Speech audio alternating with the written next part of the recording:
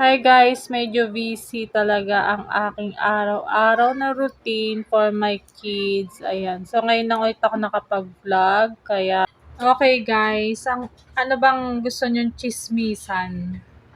Baon? Baon na baon? Or slight? Or sakto lang? Okay. So, about my feelings? Ayos lang. Medyo parang naninibago lang din ako sa sarili ko dahil hindi ko alam. Parang ano na lang. Hindi maintindihan. Magulo kasi. Dahil ayoko na lang ng issues at saka ng sakit sa ulo at sakit sa nararamdaman. Alam nyo naman yan guys na lang tayo, happy-happy lang. Okay? Hayaan na lang natin ang nakaraan. So, ito guys. Lang ako. Kaya, ewan. Inom-inom na lang ng alak. Ang hirap din kasi ma-issue kapag ka nagsalita ka, promise. Iba kasi yung lumalabas eh. Iba yung, alam nyo na. Kasi, kung talaga mahal ka ng isang tao, direct to the point yung sasabihin. Hindi yung, kasi parang ako na yung mas lalong nasasaktan kapag ka iba yung nasasabi ng isang tao, di ba? Kaya nananatili na lang din akong tahimik. Mas mabuti na to kaysa umabot pa sa ako ang mas masasaktan. Hayaan ko na lang siya dahil wala rin mangyayari dahil nga ayaw rin makipag-bonding. Syempre ganun talaga.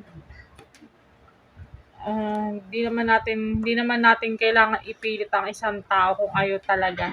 Kasi dun mo rin kasi malalaman kung talaga mahal ka ng isang tao. Mag-e-effort na kakausapin ka personal, mag-e-effort na makikipag-bonding, di ba? Yun talaga kahit na friendship or what.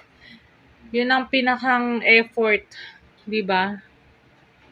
Kasi ang totoong nagmamahal, gumagawa ng paraan para maging happy lang kayo.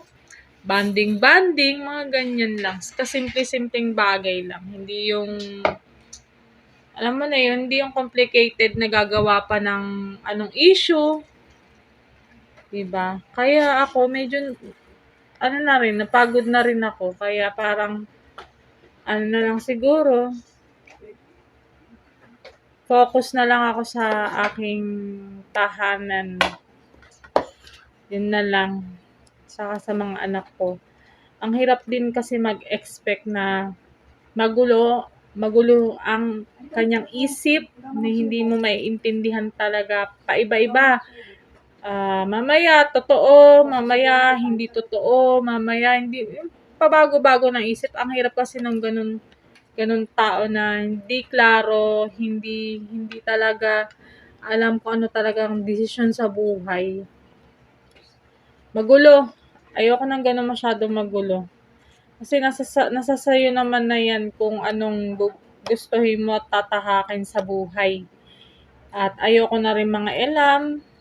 Tama na din para na din.